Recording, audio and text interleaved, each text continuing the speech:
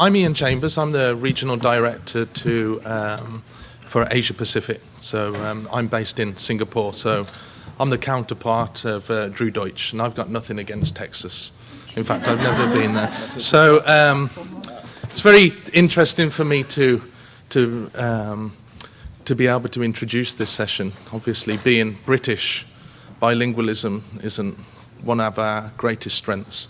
And I must confess that for me, when I was at school in the UK many years ago, I wasn't interested in languages at all. So I ended up going to university and doing my degree actually in Italian. So I learned a language very late in life, relatively.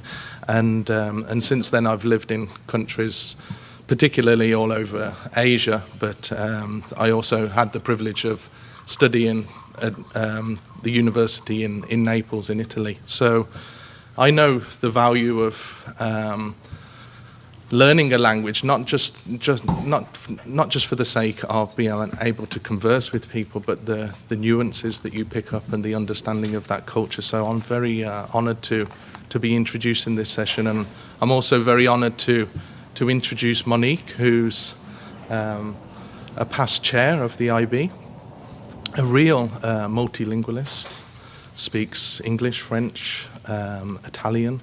Did you say German as well? German, yes. Yes, and can converse in Spanish as well. So what a tower of strength in terms of bilingualism, and a great supporter of the IB. And I was introduced to this session because we've got some initiatives that are happening in Asia Pacific at the moment with the Japanese government.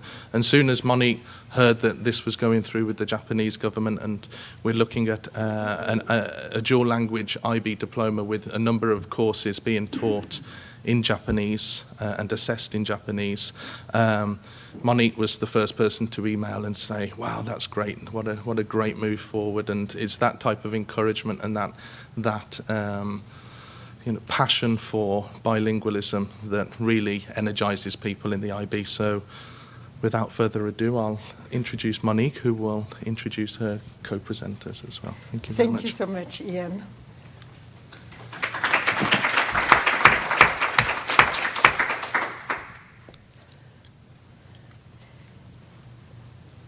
Good morning.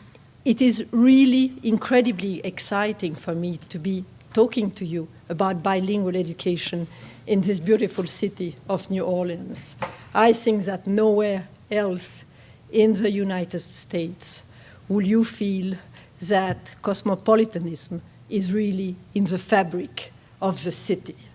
And it's also a very special city, especially for me as a French woman, to see an American city where in the 19th century and the beginning of the 20th century, you had all the communities were living together. You didn't have a Chinatown or an Italian quarter. Everybody was mixed. So it's a city that really thrives on the difference of culture.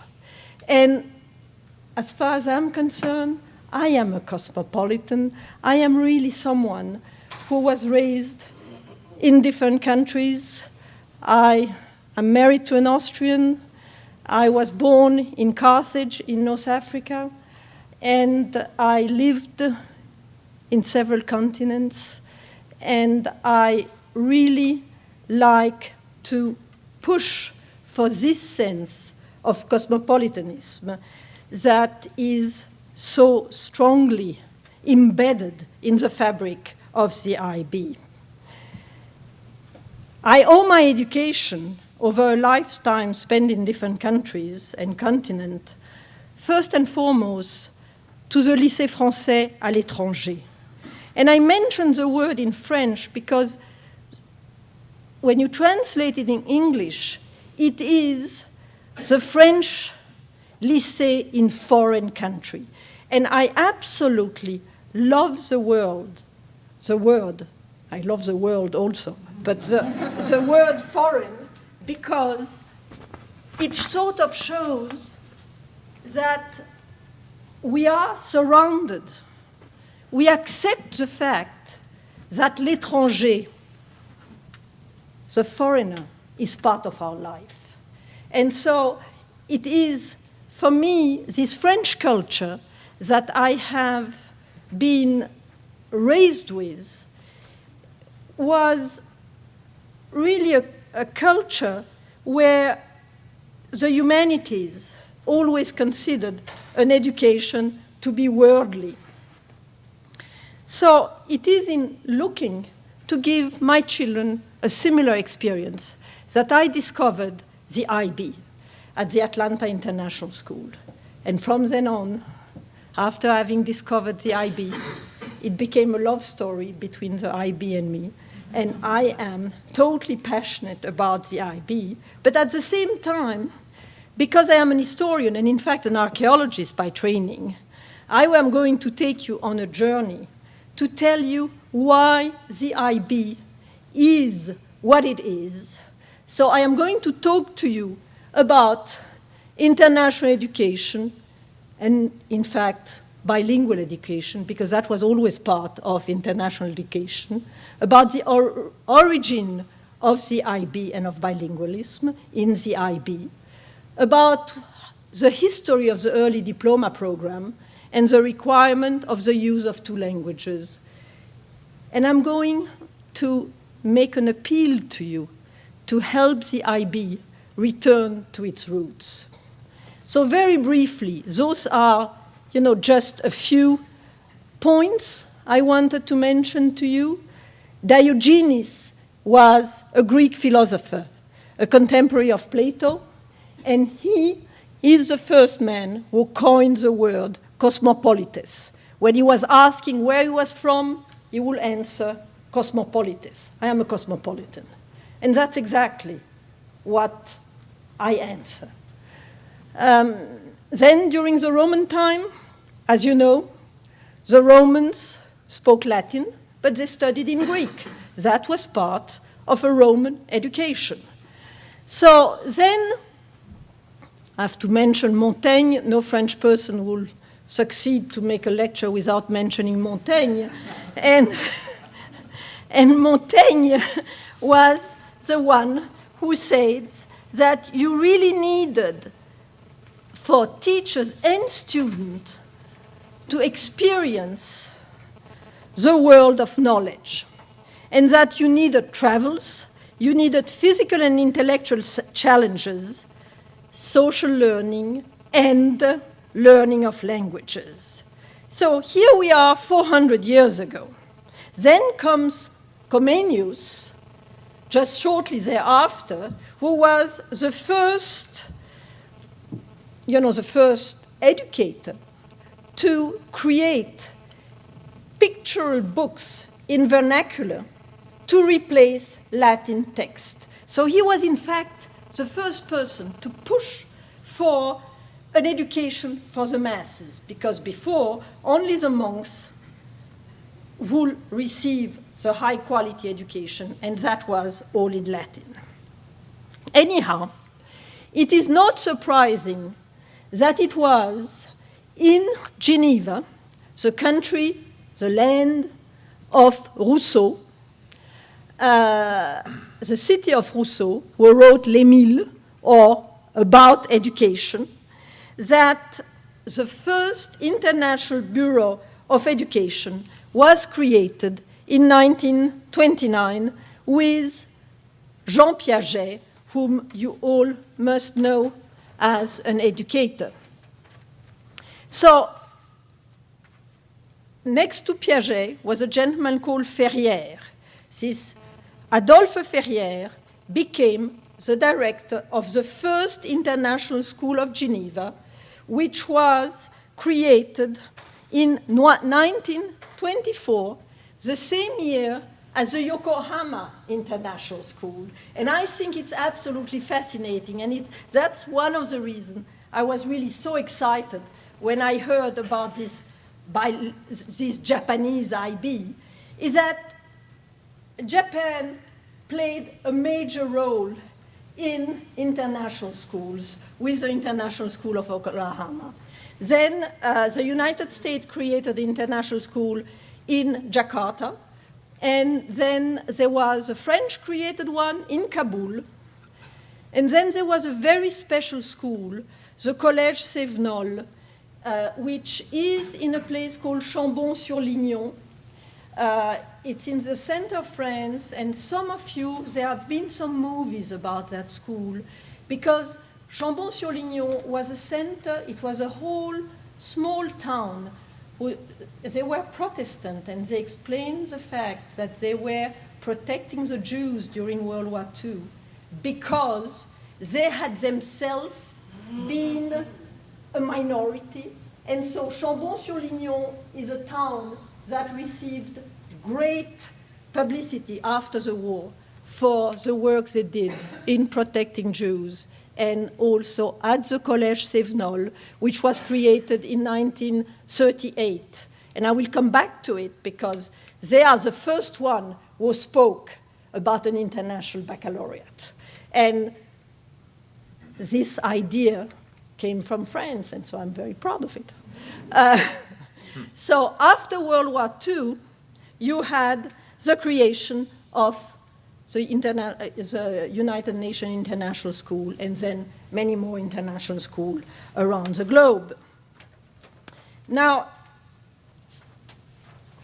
which are really the two schools who played the major role in the creation of the IB? One was the International School of Geneva, which was created for the children of employees of the League of Nations. The other one was, and you find again the name of Adolphe Ferrière. Here I have to mention something for the Americans in the room, because I think it goes also with something we briefly touched this morning in the session where when the senator from, I think he was Senator of Wyoming, or he was going to become, yes, the Senator of Wyoming spoke. The International Baccalaureate, the League of Nations, is an American idea. It's the idea of President Wilson. First international school, which is the reason behind the International Baccalaureate, was created to serve the children of employees of the League of Nations. The chairman of the board of the international school who found the first money to create, to work, on a consortium of international schools to create the International Baccalaureate was a Dutchman who had been at Dachau in the concentration camp, but was in Geneva as the director of the Carnegie Endowment for Peace. And they are the one who gave the money to the League of Nations. And I am mentioning peace also because I'm so glad that the IB has decided to move its global center in The Hague, which is the place where in 1913 the Palace of Peace was built, also with money from Andrew Carnegie, who gave all the money to build the Palace of Peace. So all of those links, so all of those threads are what are bringing us today to the creation of the International Baccalaureate. Another group of schools who played an essential role in the creation. I'm going away. Do you hear me when I move around? Yeah. Is that okay for you? Otherwise, I can move that. Another group of schools who played a major role in the creation of the IB were the United World Colleges. And Atlantic College, which was created by Kurt Hahn. I could talk to you for hours about the creation of the United World College, but in the interest of time, we are three to address you today. I will cut it short. But it was really based on the fact that after World War II, when Kurt Hahn saw that officers from Germany, from Italy, from France, from the United States could study together, he thought this is what we need to do to avoid a World War III. We need to have young people in 11th and 12th grade study together so that they learn through friendship to relate to each other, and if there is a crisis, to try to talk to each other instead of going to war. So there is someone, and that's why I have a globe here. There is someone, it will stay here. There is someone who played a major role in the creation of a curriculum that influenced tremendously the IB, and it was Marie-Thérèse Mauret. She was the head of the International School of Geneva between 1928 and 1948. Her father was Mr. Dupuis, who used to be the director of l'École Normale Supérieure in Paris, which is really the highest, was with Polytechnique at the time, the highest elite school in Paris. And when I say elite, don't get me wrong, in French, elite is always intellectual elite. To be elitist is to help people who are willing to study, willing to succeed, willing to use their brain. It has nothing to do with finances. So she, under the leadership of her father, who became the professor of history and geography, developed this whole curriculum where they felt, for example, that you need to make sure that you don't create a sense of national superiority. And so she said that you had to start by teaching young children to look first at the globe. You realize you live on the globe. Then eventually you are on a continent. Then eventually you are in your country. Then eventually you come to your village and your community and so on. Which means that from the start, kids learn that they are part of a much bigger thing than their little center of the world. So that is those are the ideas she developed. And here is the important point, and that's also why I'm mentioning her, is that she wanted to weaken, by the daily use of another language, the notion of l'étranger, of the foreigner. Finally, she developed ideas of teamwork, solidarity, and so on, and in the management of public affairs. So, at the International School of Geneva, you have this whole group of people who are working together. And eventually, in 1951, you have the creation of two important organizations. One, which is the Conference of Internationally Minded Schools, which were generally international schools, and also International School Association, ISA. It is from those two organizations that eventually the IB will be born. And you had CIS, the Conference of Internationally Minded Schools, was meant to contribute to the formation of teachers, to promote exchanges between schools and students across the world, and their goal was to work to the creation of an international certification. Alec Peterson, which is a name we are going to speak very soon, became the director in 1964 of the International School Examination Syndicates, which derived from series of meetings over the years from those two groups. And this International School Examination Syndicate becomes, in 1967, the Office of the International Baccalaureate. But at the same time, even before the creation of the International Baccalaureate, you had the first IB subject, which was developed by the people of the International School Association. And the first examination was a mutual appreciation of Eastern and Western culture. Then ISA proposed in 1964 a draft for the creation of this international baccalaureate. And in 1965, you have the first real iteration of what a diploma will be in French and in English at the time. Those were the two languages where it was used. And why French and English? Because you had the International School of Geneva working at that.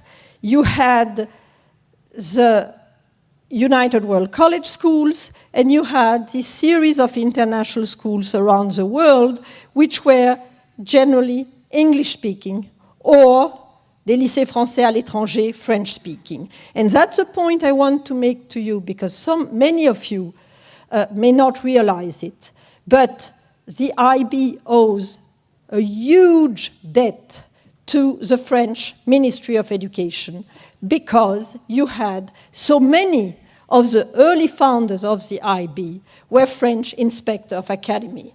For some of you, it doesn't matter. For us who have relationship with the French Ministry of Education, it's really important, because after a while, there were arguments at the Ministry of Education, and they felt that the IB was a competition to the French lycée. And so relationships are not so easy. They are getting better. And so that's what I am mentioning it to you. So I don't need to go over all of that. I'm just now giving you the description of the first IB exams, which first were started at Écolin and the United World College. Then 1968, I have the list of all the schools and so on. So down the road, if you are interested, you can just give me your card and I will email to you the list of all of those schools. I don't want to spend too much time on this because we want to arrive to what is happening now. So anyhow, what you need to remember is that the IB was and is an education for peace as well as a preparation for the future. In both cases, that really means a call for bilingual education. And the IB was created as a system where bilingualism was really part of the essence of the IB. So, in a few minutes, my two colleagues, Elisabeth Chaponot, who will follow me, and who has been the head of the Lycée International of Los Angeles, which was offering the French Baccalaureate as well as the IB, will speak to you a little bit more about the kind of education presently that can be offered as a bilingual education. And John Godfrey, who is the head of the Toronto French School, and some of you may have heard him, I think many of you may have heard him yesterday, speaking about the advantage of bilingualism, will speak about how can you put together different programs, make them work together. The Ontario curriculum, the French curriculum, the IB curriculum for the DP, and the pedagogical approach. But before we move to them, I wanted to really show you those numbers because I think that it is important to think about that at this stage. So in 2000, earlier we saw when the IB was created, all of those early schools were really international schools focused on using two languages. Now, the IB, and that's why I'm asking the question, I've always been a provocator, and that was always what I was doing when I was chairing the board of the IB, so I continue. We have now 2,500 DP schools. 2,152 are teaching in English, out of which 75 are bilingual. So just those figures speak for themselves. We don't need to dwell on them.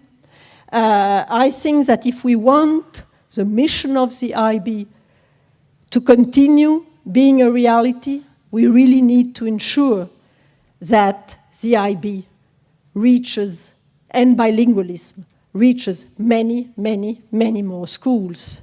And what in a way is a little bit troubling to me is that I generally see in an audience like we have here today, I'm sure I am more or less speaking to people who are, I am preaching the converted. And that's my problem, because the point is that today, in the United States, for example, or in Canada, or in Latin America, you have kids in your school who are perfectly capable to take this strengthened bilingual IB we are going to talk in a few minutes. But what you need is the teachers who need to be able to teach these programs. But I'm sure, listening to the young woman we listened to this morning, those teachers are there.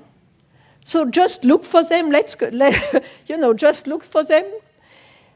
The idea of this strengthened bilingual IB came, in fact, a few years ago when the IB started discussing with the MLF, La Mission Laïque Française. They have about 150 schools in the world. They were created in 1904 or 1905, at the time of the separation of church and state in France. Mainly French schools abroad in the olden days were schools of priests and nuns. And so when France became strongly a lay republic, they wanted to also have l'éducation laïque, and that is what happened. So here we arrive. I was talking to you about this collaboration because what I want to tell you is that the first office of the IB was in the office of the Mission Laïque Française. So we go back to this history. So now, here is what a strengthened bilingual IB will look like. And, you can all offer that, and it's easy for the IB because those courses already exist in Spanish, in French, in German, in Mandarin, in Japanese pretty soon. So it is something that could be developed more and more. So, bottom line, I am going to let my colleagues speak now, but what I wanted was to ask you to really become advocates of this strengthened bilingual IB, and to explain also to other schools that you know which are not bilingual schools that they can perfectly offer this bilingual IB, because they have enough of their students who are either in the United States Spanish speakers, or in Canada you have so many French and English schools. So this strengthened bilingual IB, learning in another language, is so essential for bilingualism. So Elisabeth, your turn.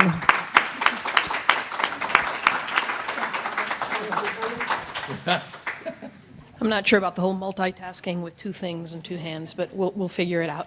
Hi, I'm the bilingual geek for the panel, and Monique is absolutely right. Currently, there is a bilingual diploma in the IB, and it essentially means that the kids have either sat for 2 language A's, or they can sit for 1 language A and then do one of the other subjects in group 3 or 4 in another language that's not their language A. The strengthened IB would just add the complexity of requiring 2 language A's on top of that second subject. But right now it does exist. It's not very common, unfortunately. Actually, in the United States, the full diploma in and of itself is not very common, and our graduate this morning kind of explained the complexities of that. So right now the bilingual diploma is considered, it should be the norm. It's considered currently the feather, the added benefit of having a full diploma. The huge thing in the United States is to have a full diploma. Now you add that complexity, you are another person, and yet it is at the core of the IB's philosophy and of the IB's reason of being is this international, open-minded, world, peace-oriented organization. So it doesn't just happen, is the problem. Why is this not the norm? Because bilingualism doesn't just happen. It requires a understanding of philosophy and acceptance of other languages which doesn't really exist. Milton Gordon in the 60s spoke of the fact that we were a melting pot. He actually didn't really say that. It's not so much that we're bringing in all the richnesses of the culture, is that we're trying to melt away other people's cultures into becoming American. So there is a problem. So if it doesn't just happen, what does it mean? What does it mean to be bilingual in our American context? How do you start? When do you start? How do you do it? What are the characteristics? What's out there? And how does it work? Why does it work? Because it does work. Monique is a testament. She speaks many, many languages, many more languages than I do. And it's actually the norm in the world. But it is not the norm, bizarrely, in the United States. So this is our philosophy as Americans, is that if you're bilingual, that means that I can only understand you once, but you can say it twice. Vivian Cook explained that it is the natural order of things. There are more people on the planet that speak more than one language than there are people on the planet who only speak one. So, but being bilingual means very different things. If you see the CVs that I receive, people are bilingual when they can say, I need to find a restroom, or where is there a good restaurant. Then you go to different complexities. You have the people that say functionally literate in 2 languages, be it verbal or even written. And then you have the snobs, the bilingual snobs, where you can fool people in 2 languages. And that's the native-like fluency. The bilingual goal, you can get a bilingual diploma by being able to practice in 2 languages without being able to fool a person. So it's not this unattainable goal.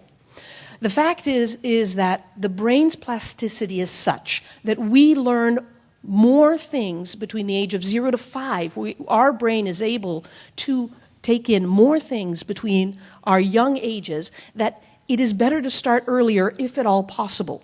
Now, you can learn a language at any age, and you start learning a language before you're even born. They did a study in a nursery of German and French babies, and they're born, they just popped out, they've been there exactly 2 seconds on the world, and they're crying.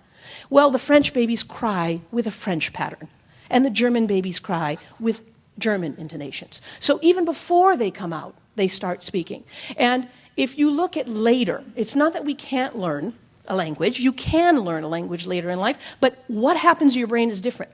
Our brain is wired for the left hemisphere to handle language. Well, if you do one of those fancy image scans on kids and you look at their brains when they're speaking, language fires on their mother tongue on the left hemisphere. That's where all the colors go off.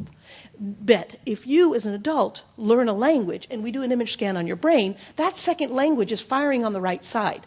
So it's not that you can't learn, because people do. It's just that you're asking a side of your brain that's not designed to learn language to learn language. It gets weirder.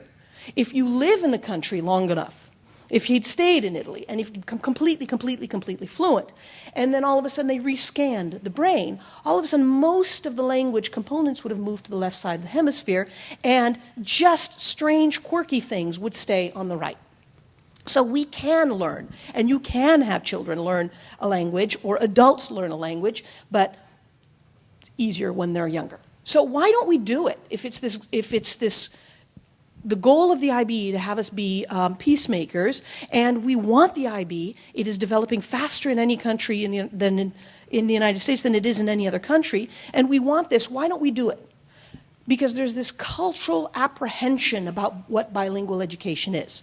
If you put your child in a bilingual school and you go to barbecues, family barbecues, you will get people throwing things at you that say, you can't do this. You're going to scar your child. And nothing a parent loves to hear more than they're going to scar their child, right? So they tell you you can't master your first language. You have to first develop the first before you add a second. They're not going to understand the content of a subject because it's not in their first language. They don't get the subtleties. They don't get anything in the way. So they're not going to be as good. So you're going to scar their native tongue. You're going to scar their ability to learn any other subject. And basically, you're going to leave your child scarred and deprived if you put them into a bilingual program. It's inaccurate. But you hear it enough, and it's thrown at you enough, and it does cast doubt, especially when we have, in California, I'm from California, propositions making bilingual education absolutely illegal, and proof that the programs aren't positive. So what is it? What is this thing that the IB and Monique and I are standing up here telling you this is a wonderful thing, and yet there's all this stuff that makes us scared? Well, essentially, it exists for a very long time, and it is essentially mean you're going to learn something that in a language that is not your mother tongue. That's all it really means. And it can be done in 1,000 different ways. There is no, I'm not going to stand here and tell you there's one way to do it, and if you're not doing it the way I'm telling you to do it, you're doing it wrong, because it's not that simple.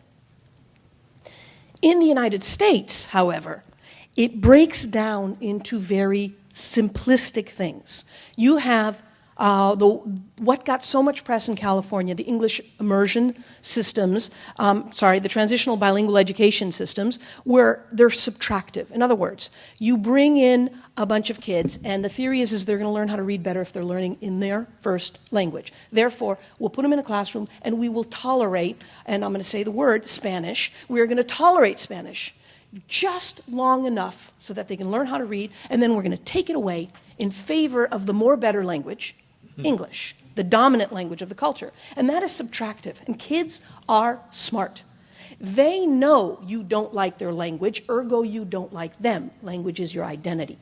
And they understand. And these systems aren't particularly effective pedagogically or socially or in any way. The more rare format in the United States are two-way bilingual education systems, and they're usually found in Canada, where you have immersion programs, where you have little kids of one nationality in class with other kids of another nationality, and they're each learning in each other's language. Now, sometimes it's 50%, sometimes it's 80%, sometimes it varies, and there's a whole gamut of how you do it. But essentially, the underlying message is what's important. Both languages are valued. Both languages are strengths, and both languages bring in a cultural awareness, and these programs are quite successful. So, in Europe, we have different systems. It's not in terms of subtractive or additive or anything of that nature. Essentially, the European Union, as it was created, the realization that we're going to bring together many, many, many countries with very different languages means that we're going to have a society where language diversity must be developed. And in fact, the target goal for the European Commission was that every citizen should have the ability to have their own language that is valued +2, not even bilingual. They're going trilingual. And to develop this system, what they decided, based on research, is that you can't just have it be foreign language education, which is what we get essentially in high school. I took a Spanish class, and I painfully was able to follow a lecture yesterday with a lot of difficulty on the brain, and it was, thank God I know a little bit about brain research, because I would have been completely lost otherwise.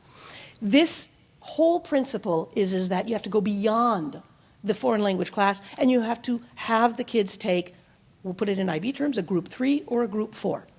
subject. And it is because they're going to learn the Group 3 and the Group 4 subject that they will then be able to master the language class, and not vice versa. And these are called CLIL or Emile. The French have a way of sneaking into everything. And that is, I think, a testament of their educational system that has moved and expanded this teeny little country's language all over the world. So, when it comes to foreign language, when it comes to having a human being learn another language, you have different levels of fluency and different levels of success. Our American programs tend to favor monolingual education with some foreign language course. You have a high school already requirement of taking French, Spanish, whatever it is, not German anymore, we don't do that as much. So it's essentially French, Spanish, and maybe now Mandarin. Or you have European models that go plus, a little bit stronger than that. In other words, they bring in language a little bit earlier in junior high, and then they add the subject course, which is what will force that foreign language course to be something that they get to use and that they get to develop. And then you have the full-on systems that start all the way when you're little, and then you go into bilingual additive programs. So, the whole principle behind that is you learn a language because you have to, not because you're sitting in a class where you're looking at a picture of a menu and pretending to order something in some fictional environment. Why does it work and why is it okay? Cummins, it's a little bit Titanic-like, but Cummins explained that language is like an iceberg. And in fact, what we put all this emphasis on in terms of vocabulary and the need to learn these lists of things, that's just 1/10 of what language learning is related to. Essentially, the central operating system, how languages work, the universal grammar that Chomsky spoke about, these are the things that a person has to master to be able to speak. The rest, that's just iceberg. Does it really work? And will it scar someone for life? Because Fred Genesee is a researcher, Canadian researcher, who is actually monolingual and very mad at his mother about that. But his whole development is people kept throwing at him, no, it's going to scar a child. All the supermarket, barbecue, family behavior, he got that. So he did a study, a very large study, and there are others out there. But his was interesting because basically he wanted to answer all those questions. What's it going to do to my child's first language development? And he did tests, passive and comprehension tests, speaking, listening, reading, and writing. And what did he find out? Oh my God, it doesn't do anything to their first language. I was born and raised in bilingual schools, French, English, and yet I still managed to speak English. It's a miracle. So what is the effect of the immersion program on the academic achievement? Remember, the can't possibly follow their math course or their history course. Well, he did the same tests. He looked at, I love his math, science, and then the other subjects. But he looked at several subjects, and he tried to measure their level of effectiveness and how the kids did. Oh my God, they were able to learn these things in another language. Thomas and Collier went even further in 2003, and they found that they actually outperform. I have an idea that there's a bias about who's in those classrooms that maybe helps the kids, and that's why they're performing better. So what is the effect of immersion on your L2? In other words, on this, are you going to learn this other language, or putting in all this effort, are you going to learn it?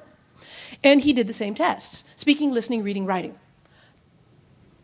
Comprehension skills, the passive skills, what you do so much of school, listen and read. We do a lot of that in schools. Well, your immersion kids can attain native-like speaking abilities. Production skills, because we do so much time listening and reading, and not enough time speaking and writing, not enough time is given to the child, not typically going to be native unless there's an extra push on the family side, unless there's something else going on that will get them, tip the scale over to the native-like fluency. So is it suitable for all students? We talked about access this morning. The graduate was amazing, saying, why doesn't everybody have access to this education? Is immersion suitable? Are you going to hurt a kid if they come from a poorer family? If, they're not quite as gifted as another child? Or if they're having and struggling with their first language? Well, basically, if you put them in an immersion program, or you put them in a monolingual program, results are the same. Doesn't make them more poor to be in an immersion program. It doesn't make them less smart. And it doesn't handle, whether they're in monolingual, there's something going on with your language ability. At least here they'll have 2 languages. So there's critical components, because we say, wow, okay, let's just all go out and do it. There are critical components, and the fact is they kind of mirror the components of a good education anyway. So John is going to speak about a very concrete and practical application of how he was able to marry a bilingual education, national requirements of Canada, and the French system, and have everybody work together, and how to get this going to start in a PYP. But essentially, your program has to be good. It has to be developed. It has to be student-centered. Stop the teachers talking and just the kids listening. It has to integrate language and content instruction. If you just do foreign language, you're just going to have 1 or 2 kids, those quirky ones, who for whatever reason want to learn Spanish, want to learn French. And it has to be additive. You have to value the cultures. And you have to assess correctly, and you actually have to have parents that are not in the middle of a divorce, complaining about the fact that their child is in this weird school or in this weird, and fighting you the whole way. So, John? Right.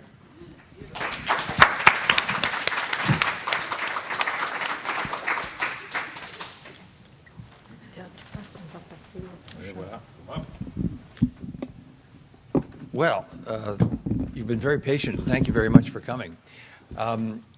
This is always like a bit of a religious experience to stand before you. If this were a sermon, I'd have a text, maybe Old Testament, one of the 10 Commandments, something like that. Of course, we have the equivalent of the 10 Commandments and the 2 stone tablets. It's called the learner profile, right? So I'm going to quote Holy Writ to begin with. And I'm quoting updated Holy Writ because, as you know, they have just redone slightly the learner profile. Communicators. We express ourselves confidently and creatively in more than one language and in many ways. We collaborate effectively, listening carefully to the perspectives of other individuals and groups. So, learning languages is essentially, as Monique has reminded us, at the heart of what it means to be international-minded. And if we really took the words express ourselves confidently and creatively in more than one language at face value, we might assume a certain degree of fluency in a language other than one's own. Listening carefully to the perspectives of other individuals and groups also implies that such people and groups may not be talking to us in English. We might, in fact, assume that being bilingual is a desirable outcome for all IB learners, both as communicators and as listeners. To what extent and to what degree IB schools achieve this goal, of course, is another matter. Monique and Elizabeth have given you an overview, I think a terrific overview of the history and the science, if you will, of bilingual education. And Monique alluded to some of the conversations which have been taking place between the IB and the Mission Laïque Française. What I'd like to do is to drill down a little bit. I thought the statistics on dual language IB diploma schools were fascinating. So of 2,500 IB diploma schools around the world, only 70 are dual language. And if you drill down further and said, and how many of those 70 are actually IB continuum schools with all 3 or now 4 programs, it would be, of course, a reduced number. The idea I'd like to put out is that there is a special mission, perhaps, for full continuum IB schools which are also dual language.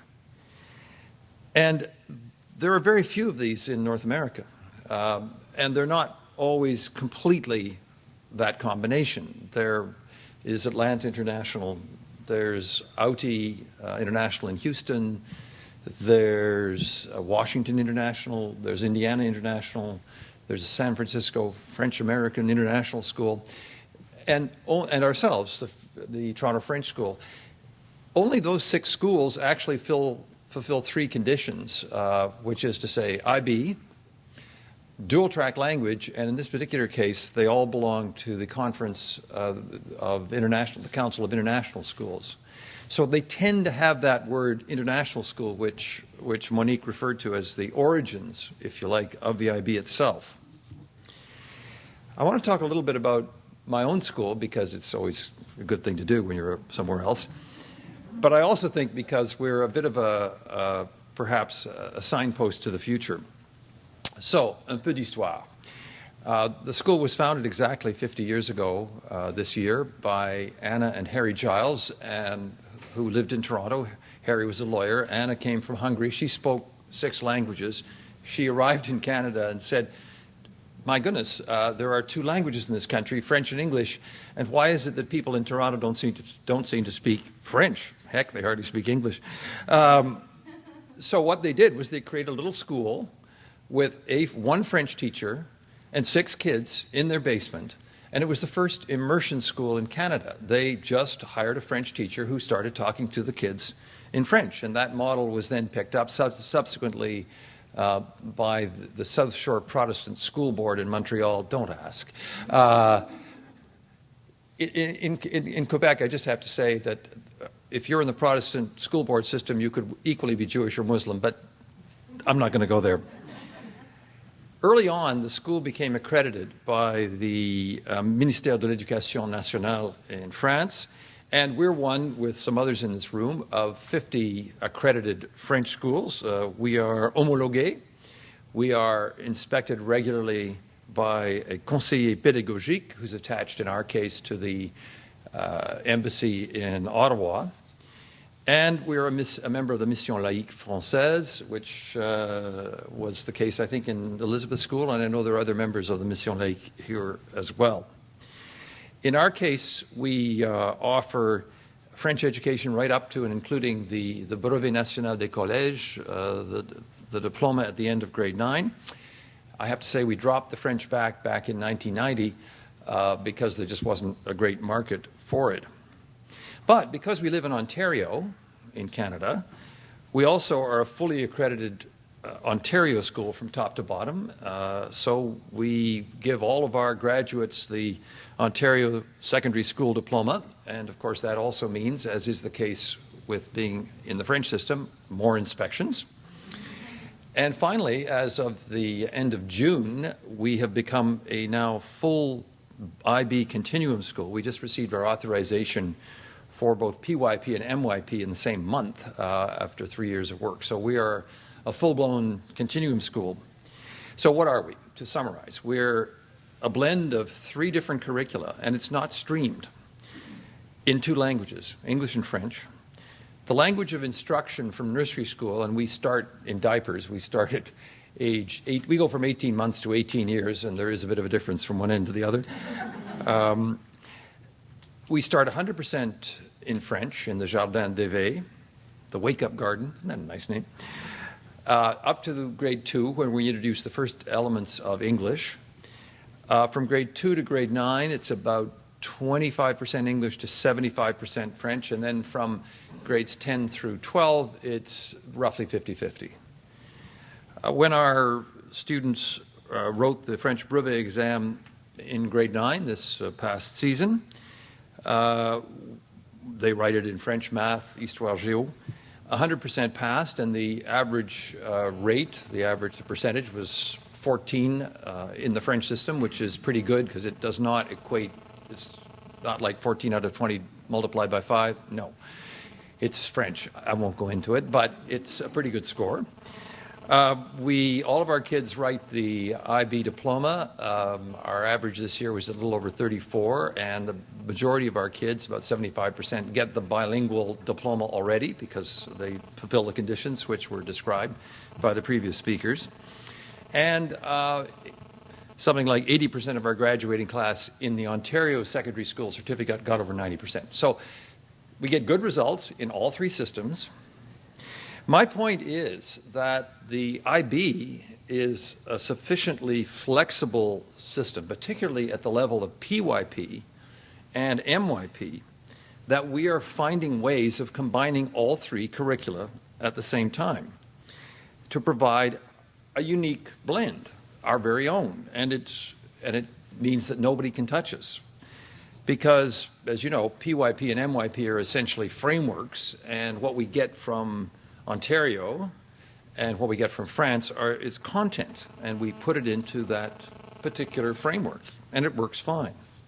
So what are the advantages of this system? Well, the first is that our students achieve a high level of fluency in French and English in the earlier grades, which of course then sets them up for success in the later grades when they are writing their diploma. A second advantage of this way of doing business is that we're able to blend the best elements from all three systems to create a unique TFS blend, if you like, or in business terms, a unique value proposition in a crowded educational market with more and more schools, public and private, offering various international baccalaureate programs. Only TFS offers the combination of both the IB and the French national program in Canada. I would also argue that the benefits of combining, in effect, two national curricula, if we can use Ontario as a placeholder for Canada, and France, with an international curriculum, the IB, goes well beyond becoming bilingual. And here I make a distinction between translating, let's say, the Ontario curriculum or the IB curriculum into French and teaching the French national curriculum in French as a way of learning French. So that's a distinction I'm going to dwell on a little bit.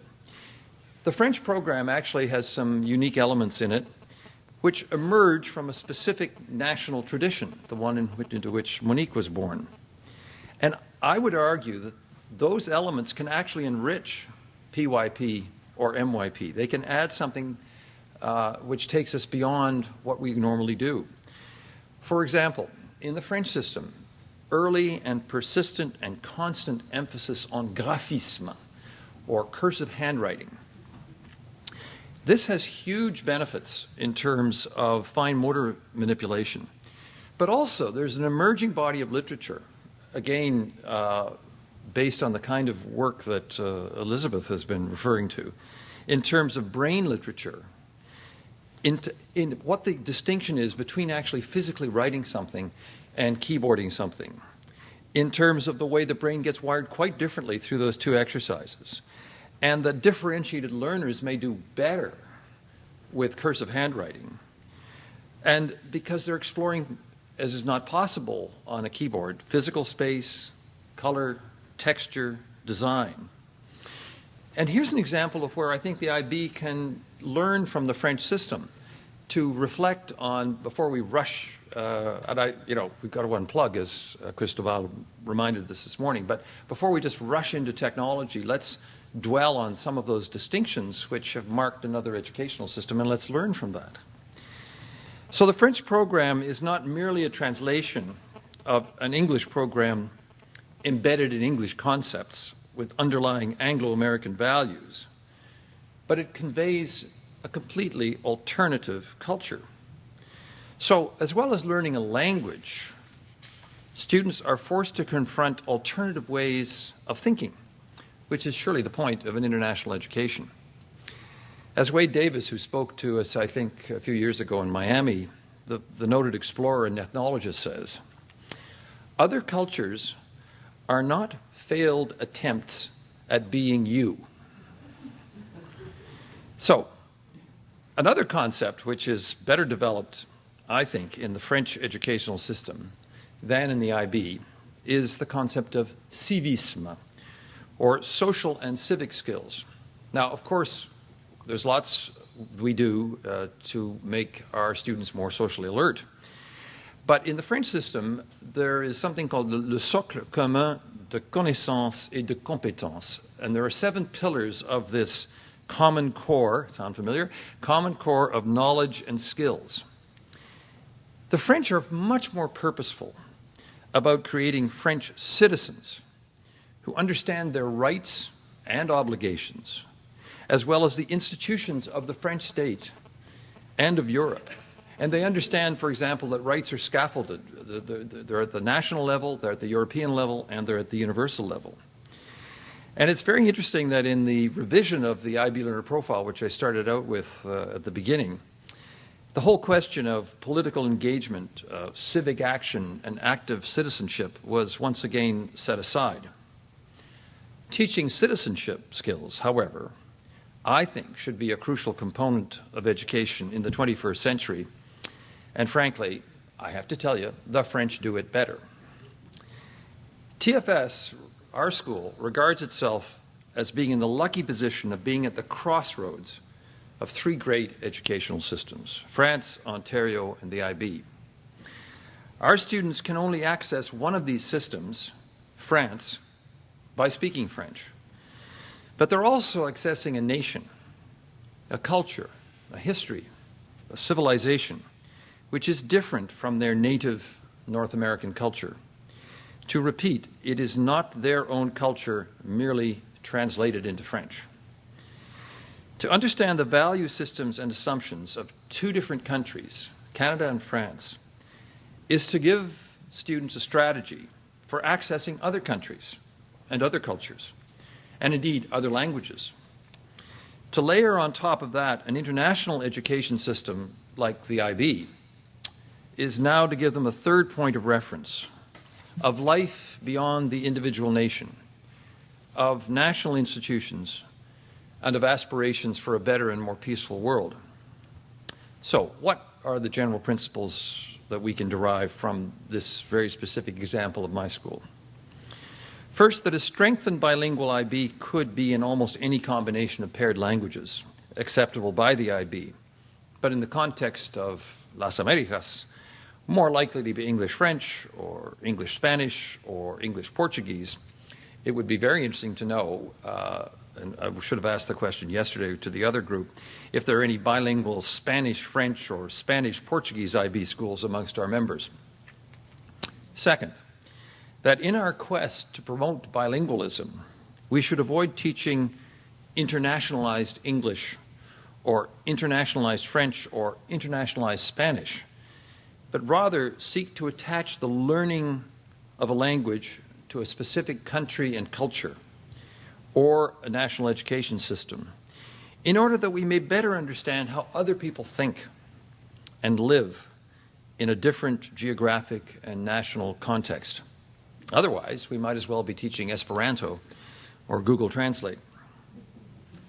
Third, while it is enormously challenging to combine another educational system with the IB, or in the case of TFS, two other systems, it's also enormously rewarding. As TFS went through the process of becoming a candidate school for PYP and MYP, it's hard to say who had the most difficulty in reconciling the French system with the IB, our traditional French teachers or our enthusiastic IB advocates, because we said to both, you've got to look at the other and you have to understand it. But in the end, we believe, and stay tuned, that we've created something special, which really does represent the best of all worlds. Three final comments. First, across most Western educational systems, there is now a convergence of thinking, unevenly paced towards inquiry-based learning and differentiated learning. So, in the end, perhaps all our differences may be temporary, and we may all get to the same place. Second, that by being at the crossroads of different educational systems, a school can exercise thought leadership through cross-pollination. By pointing out to one system, as I hope I have today, useful ideas that can be found in another. Third, a strengthened bilingual IB should lead to a strengthened IB overall, because the capacity to communicate in another language strengthens our ability to think overall. As Ludwig Wittgenstein said, the limits of our language are the limits of our thought. Thank you.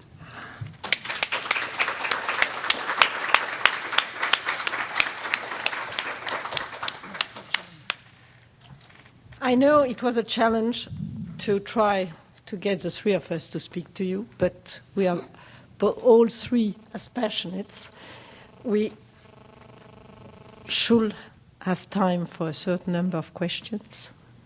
So please, your turn. Yes?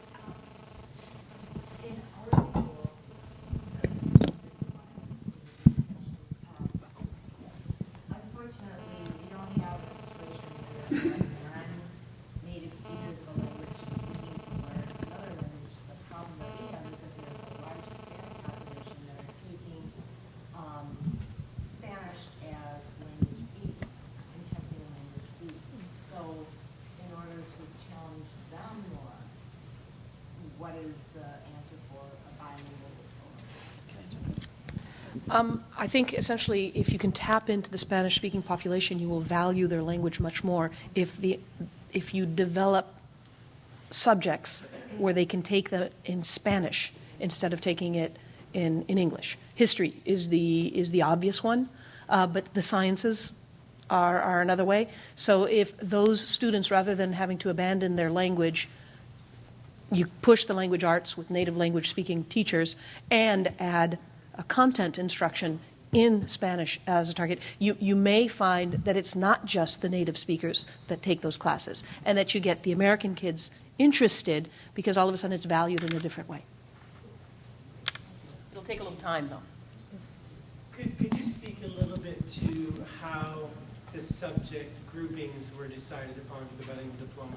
I understand the language A. Math has not been part of the bilingual diploma now and currently. And theory of knowledge is not, for example, a course that's an option. You know, at this stage, the strengthened bilingual diploma is in the process of being shaped. So it's going to really trigger much more reflection in this topic.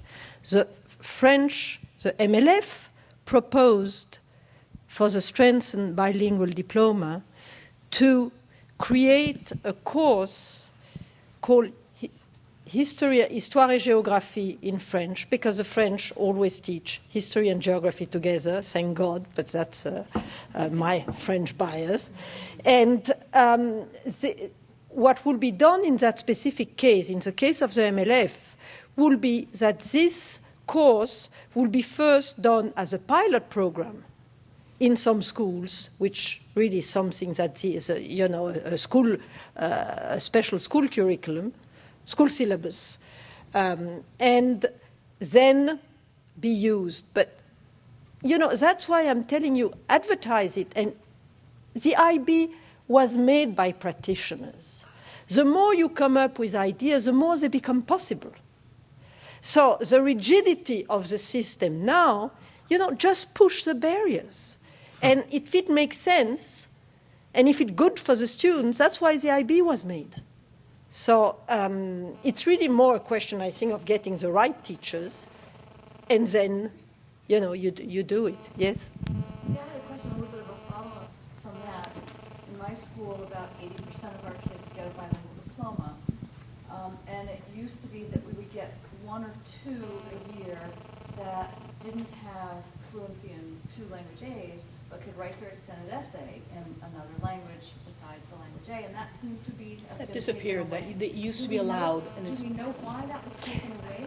I think it... I suspect. Okay, go ahead. It's a theory. I have no... I think it was an issue of plagiarism. Which is really too bad, but we had our first French-German bilingual diploma in this English-speaking Yes. program, which I thought was very exciting. By the way, out of all of the IB exams, 30% at this stage of IB diploma holders are bilingual diplomas. So it's much less in this part in the United States. But in Latin America, in Canada, and the world over, Asia, you really have quite a much higher percentage. I think you had a question in the back? No, I haven't seen it. Okay, yes. My just question would be, I guess kind of a question. We do have bilingual diploma. We have French, English always, and we often have other school-supported languages, school-supported languages too. I mean, I like this idea of the enhanced bilingual diploma. I do think students should be, it's good for them to be learning in their language, but I know for our school and probably for other U.S. schools, it could be slightly problematic to get a person who is certified, because we are a public school. We would have to get somebody who was state certified in, like, say, history or biology or something like that, and able to teach it in French. Or, you know, able to teach in French, because French and Spanish would be where we'd be probably going initially at least. But I do see value for the French student, for example, to do their extended essay in history in French, or in something else. It would not be quite at the level that you'd be talking about, but I was just wondering if you would consider on the enhanced thing offering an extended essay in the language as also part of your extended strength in bilingual.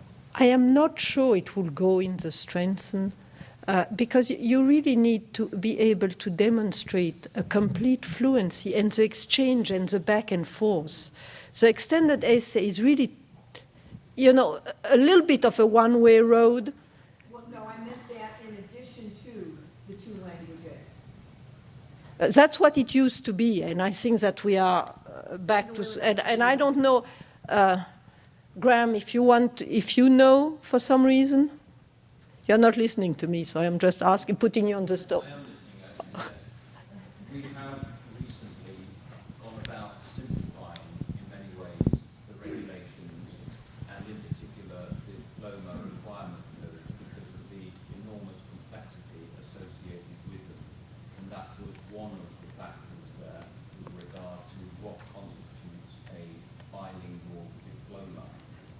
And what you may find in the coming years is an overall more simplified approach to what constitutes a diploma in terms of the various grades required and also the jump over in terms of achieving a diploma.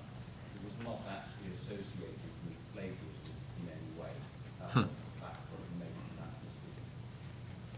Okay, thank you. Yes? I wanted to follow in the idea that was just raised. I know that the students are ready to take bilingual subjects in many of the different subjects. But can you speak about how to ensure readiness for the teachers? Because you can have somebody from Senegal, for example, who speaks French as well as they speak English while they're here in the U.S. and are trained to teach, let's say, English. They could probably teach history, like you suggested earlier, but they don't have the training to teach history. So how do you address that? You know, I think that bottom line, there is a need to find teachers who are trained to teach history, and to look out for teachers who can teach it in French or in another language. I am, I have a major issue. I'm amazed about what you said about, about the training of the teachers, because I live in Georgia since 35 years, and teaching history is generally taught by coaches. Those people have no degree in history. And that is one of my major problems in the United States, is that you become certified as a teacher, you know all the tricks about teaching, but you don't know your subject matter. So I don't see that, that is where I will really try to push for having teachers who are trained in the discipline they are going to teach. And there are plenty around the world. That's what we need to see. Teachers are as mobile as our students. So I really don't see that as a major issue. Yes? Why I ask about theory of knowledge is a practical element to that, because it might be that a school only has one course they can offer, and their Spanish A teacher can also teach the theory of knowledge. There is no educational requirement to be certified to teach theory of knowledge. There is the back and forth, there is a presentation, there's an essay, and it's much more complex than doing the extended essay. And I think it would be a very valued piece to add to as a component to the bilingual diploma. Okay. So we will add that, yes? Just a quick comment. I'm a history teacher, actually. and I work at a school that is in Mexico near the border with Texas. And most of the people who live there, we speak Spanish and we also speak English in our regular life. And I don't get, in our school we get bilingual diplomas, but very few. I get bilingual students, even though they don't get their bilingual diploma, because when I teach history, usually I give them sources in English, in Spanish, and also in French. And I help them understand them and all of that. And by the end, they tell me that they have learned, aside from history, English, Spanish, and French. And so I'm getting bilingual students, even though they're not getting their bilingual diploma. I guess it would be a crazy idea, very outside of the box, to think about how a subject can be bilingual and be recognized with a bilingual diploma without being exclusively taught in one language. Because in the world we're living, many of us speak several languages in our daily life, and we mix them, and we speak Spanglish, or we speak... So don't speak Spanglish, but teach it in 2 languages, but teach it. So the bottom line, I'm getting bilingual students without bilingual. Yes. I think that's actually a fascinating comment, and it's just a testament of how far the bilingual diploma could go, because the IB is a very smart and indeed complex structure. But one of the beauties of it is that you don't sit for one exam once, contrary to the French system where it's 4 hours of your life, 2 years of summed up in 4 hours, and that's it. You have, depending higher standard level, you have at least 2 chances. So if they took one exam in one language, one exam in another, I mean, there are all sorts of ways that you can play with the IB. And unfortunately, we're absolutely not moving along the lines of simplifying things, but we're not a simple society. Ian. We offer history bilingually at TFS. I'm at John's school. And the students make the declaration to do their historical investigation in French. And when they do that, because that's the first thing they do, they're committing themselves to writing their exams in French. But for the whole time, they move between 2 different teachers in English and in French. And that's how we're able to give them the bilingual. They get the bilingual diploma through history, but they do it bilingually. Yes. Yes. To continue this dialogue, because as you stated, in the United States, only 30% of the graduates... No, in the world, 30%. In the US, it's less. As we accept students that are coming from immersion schools, so we have different tiers of levels of languages when they hit high school, is there internally in the IB, on the internet, a place where best practices, maybe there's a blog where we can continue? There's a unique issue, it seems, with immersion students coming into schools, and many of us here have networked a little bit, but we know it's unique to some IB schools. Is there a place where dialogue with a blog could continue on this subject set up in the IB network? Can I ask Stephen to answer? My name is Stephen, and I work for the IB. As the Strengthened Bilingual Diploma is developed, there will be a landing page on the website where there will be resources for things like that. So it does not yet exist, but that's in there. And I think as part of that discussion, and this came out of the meeting yesterday that some of us had, there'll probably need to be something which is program specific. In other words, there are a set of issues around bilingualism and immersion at the PYP, which are not the same as elsewhere. And so I was talking to somebody from The Hague, and I've got, there is the director of the PYP who's currently there, and then within that there is a person who's a French name, I forget what the name is. Cécile Doyen. Cécile Doyen, c'est ça. Doyen, pas doyenne. You don't need to feminize a last name. I thought it sounded nicer. I'm the head of school. I can do what I like. No, so we should have a sort of offline conversation about as this thing that Stephen's referring to gets set up, that there will be specific places for specific programs, because I think that'll make it easier. Do you think that you could, shall I circulate this and you put your email? Because I think we could try to, and I will give you maybe my something on the other side so that we can start. There's a tremendous amount of literature about teaching bilingually and some of the scaffolding required. Ophelia Garcia is kind of, in 2009 she published kind of a Bible of bilingual education that does a very nice job of speaking to all the different ways of teaching bilingual education, it's specifically with classroom implications in mind. Yes? Moi, j'aurais une question pour John. Est-ce que, considérant le fait que vos étudiants vivent dans un environnement qui est presque exclusivement anglophone, lorsqu'ils terminent, parce que ceux-ci arrivent sur le marché du travail, est-ce qu'ils sont en mesure de conserver la deuxième langue? Seront-ils en mesure de continuer à parler la deuxième langue et à vivre avec cette deuxième langue? I'm going to translate the question. Toute la formation et les acquisitions qui auront été faites dans les années antérieures auront un impact sur le reste de You need to translate it. Go ahead. Translate the question. What you translate? The question was that after having followed this whole curriculum in the two languages, do the students actually keep the language skills that they've acquired? Are they able to continue communicating in the target language?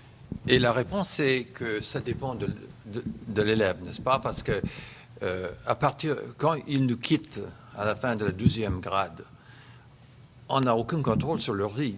Et s'ils ne choisissent pas de continuer en français ou de poursuivre leurs études en français, mais un des défis du système canadien, c'est qu'il n'y a pas beaucoup d'institutions qui acceptent des élèves, des étudiants bilingues dans les universités. Il y a quelques exceptions, telles que Ottawa, par exemple, ou Glendon, mais... So I was just saying to Pierre that one of the challenges for kids who come out of a bilingual system and are good to go is keeping the level of their second language when there are not institutions at the post-secondary level which are geared to teaching bilingually to continue that way of education. And frankly, the kids as well, I hate to say it, they do get a little fed up. You know, they're kids, right? So they may not choose to go to, they may not be choosing to continue. And I think it's a real challenge. You get somebody up to 18, they're in great shape, and then they suddenly go into decline. Yes, but let me tell you, I think that the IB alumni network will be a great tool to follow up on what type of career those children chose to have.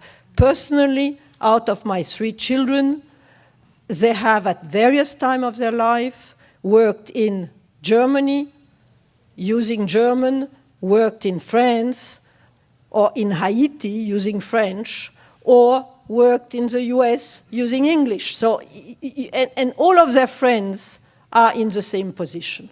Yes, sorry? I was just going to say, anecdotally, I had a student who, bilingual English and French diploma, went to UMass Amherst and majored in biology and history, so this was complete English.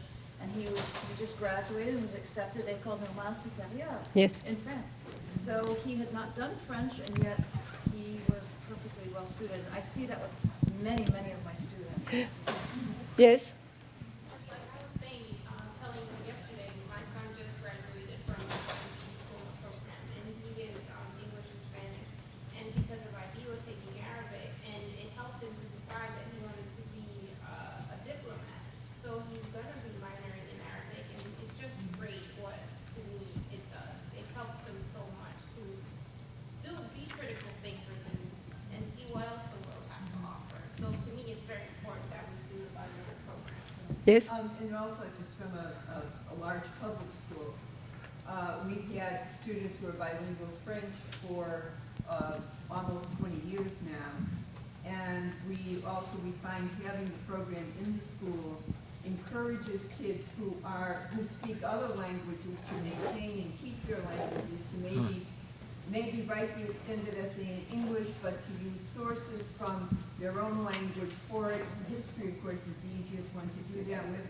But then also they do keep their bilingual languages by going to, if they go to an American university, studying in their home country for a year, for 2 years or something like that, as you say, work in the other language things. And also, we also have, all our bilingual students pick up a third language. And Arabic is one that we do too. Thank you. Any more questions? Otherwise, please don't leave the room. Yes, sorry. Well, as a wonderful first phase in here is finding teachers that are qualified, state certificate, qualified, and bilingual. Is Debbie doing something to help those teachers train the study? If the teacher is bilingual and teaches any kind of subject, if the teacher wants to, let's say, get trained to teach yoga, I think that will be part of the development of the strengthened bilingual IB, is that you will have to create the proper training for and the workshops. Ian, you may want to speak because you are dealing with that in Japan and in. I can talk to that. In Japan, for instance, it's quite difficult for us to source IB educators that are bilingual. So last year we managed to source 30 educators in Japan that are bilingual. It will be the first group of people that are taking the IB forward in Japan, running workshops for TOK for obviously Japanese, biology, history, etc. All of the subjects that we're translating into Japanese for the diploma. They'll be running those workshops in Japanese. We've got a workshop in Tokyo in August, where we've got 190 teachers so far signed up to attend those workshops. So it is possible. Then conversely, we've also got a project with the Malaysian government, and we've got 10 state schools implementing the MYP, or they will be implementing the MYP. We could only find one IB educator in the whole of Asia that spoke Malay. So Yes, no, but it's a challenge.